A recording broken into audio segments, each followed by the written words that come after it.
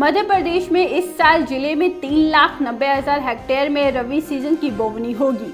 इसके लिए कृषि विभाग ने अपना प्लान तैयार कर लिया है। इस प्लान के अनुसार बारिश अधिक होने से किसानों का रुझान गेहूं की तरफ बढ़ेगा, क्योंकि गेहूं के लिए पर्याप्त पानी की सुविधा उपलब्ध होगी। वहीं चना व अन्य फसलों का रकबा कम हो गया है। इस साल झमाझम बारिश ने किसानों का गणित बिगाड़ दिया है। ऐसे में कुछ किसानों को नुकसान उठाना पड़ा। किसान खरीफ फसलों की नुकसान की भरपाई चना और मटर लगाकर करने लगे हैं। ये फसलें कम अवधि की हैं। पकने के बाद इसे कटाई पर खेत में गेहूं की फसल ले सकते हैं। इस साल जिले में मुख्य रूप से गेहूं 2,30,000 हेक्टेयर में लगेगा, चना 1,05,000 हेक्टेयर में और ग्रामीण काल मक्का 15,000 हेक्टेयर में लगेगा।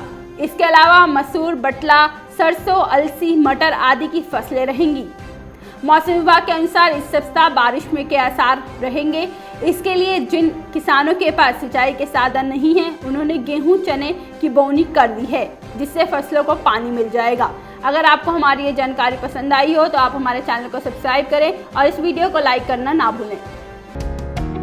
आपको अगर हमारा वीडियो पसंद आया है तो इसे लाइक करें, साथ ही YouTube चैनल को सब्सक्राइब कीजिए और मोर अपडेट्स जानने के लिए बेल आइकन को दबाना न भूलें।